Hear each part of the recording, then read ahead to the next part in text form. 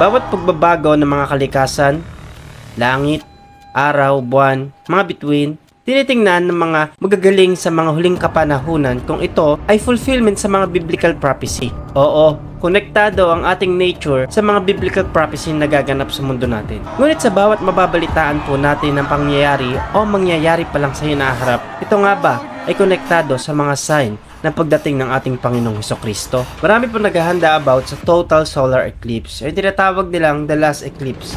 Kung makikita nyo sa social media, sa mga internet, laganap po ito at trending. This is going to be the most insane solar eclipse.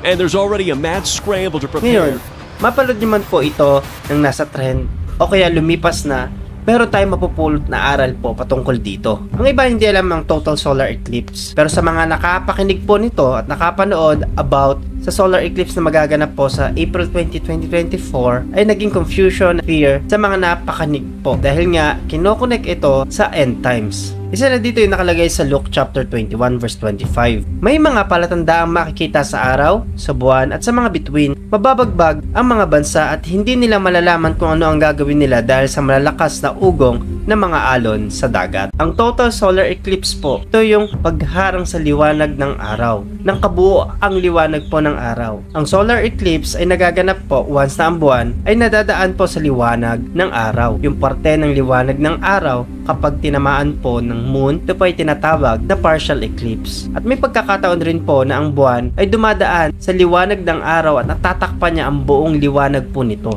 Ito yung tinatawag na total eclipse. Kaya lumilikha ng shadow at dumidilim ang ating mundo dahil sa nagaganap na ito. Alam natin na kapag gabi, ang buwan ay nagsisilbi nating liwanag, pero sa pagkakataong ito, mawawalan po ng liwanag at magdidilim po. Kaya marami nag-o-observe at nag-a-analyze kung ito nga ba ay isang sign or part ng malaking biblical prophecy na ma-unfold. Many eschatologists relate it from the sign of end times. Judgment nga ba ito sa mga first world country, sa Israel o sa buong mundo? Kasi tatama po sa Ninive na tinatawag doon po sa part ng Amerika. 8 places sa Amerika na ang pangalan po ay Ninive. Kung gusto nyo po malaman yung about sa details na pagtama ng total eclipse sa Amerika, marami po sa internet at ito po ay viral. Kaya dito naghihinala mga eschatologists na ito ay katulad nung nangyari po sa Ninive. Nung si Jonah ay pinapasabi ng Panginoon sa Ninive na magsisi dahil mararanasan nila yung galit at poot ng Panginoon, yung judgment ng Panginoon. Kaya ganito rin yung tinitingnan ng mga nag-aaral po sa huling panahon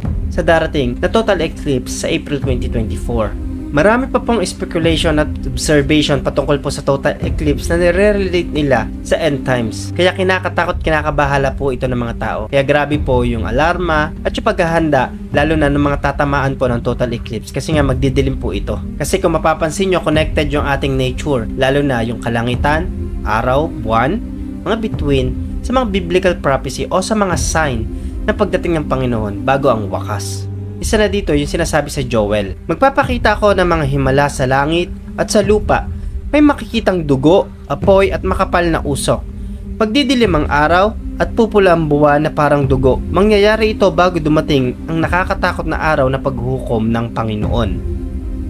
Yung makikitang may dugo sa buwan o pagdilim ng araw, ito nga ba ay literal o symbolical? Alam nyo po, ito ay tinitingnan ng mga tao, kaya po sila nababahala. At kung mas babasahin po natin Revelation, sa mga huling kapanahon na magaganap sa mundo bago po ang wakas, may nilabas po ako na video about po sa 7 years of tribulation. Yung 7 seals, 7 bowls, and 7 trumpets.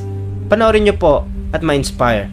Kaya po maraming natatakot kasi alam nila tayo ay nasa great tribulation na. Tayo ay nasa mga huling kapanahunan na at sign na daw po ito ng pagkagunaw ng mundo. Pero tatandaan nyo po, bago po mangyari yon, magra-rapture muna. Kukunin muna ng Panginoon ang kanyang mga mananampalataya at hindi niya na ipaparanas ang kapighatian. Tatandaan niyo po, ang pangako ng Panginoon, darating siya para sa kanyang mga mananampalataya sapagkat siya ay hukom. At kung ano man ang mga nangyayari at magaganap po sa ilalim ng araw sa ating mundo, ito ay paikot-ikot lang. Ito ay nangyari na ng mga unang panahon. Ecclesiastes chapter 1 verse 9, ang mga nangyayari noon, nangyayari ulit ngayon. Ang mga ginagawa noon, ginagawa ulit ngayon. Walang nangyayaring bago sa mundo. Alam nyo mga kapatid, kung mahilig man tayo mag-relate ng mga nagaganap o magaganap sa kasalukuyan sa paghahatol ng Panginoon? Siguro dahil ito sa mga behavior ng tao. Grabe na ang idolatry, grabe na ang persecutions. At makikita nyo po, grabe na rin ang mocking sa Panginoon. O kaya naman hayagan na ang kasamaan o yung paglapastangan sa pangalan ng Panginoon. Pero hindi nangangahulugan ito na hindi kontrolado ng Diyos at hindi siya makapangyarihan. Siya ay hindi nagbabago.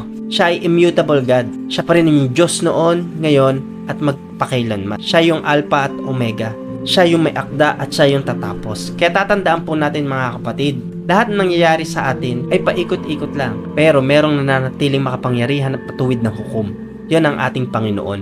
Kung meron tayong pagtutuunan ng pansin, yun ay yung paggising natin sa ating pananampalataya na kung tayo man ay natutulog spiritually, tayo ay kailangang gumising. Yung hindi tayo magbubulag-bulagan sa mga nagaganap.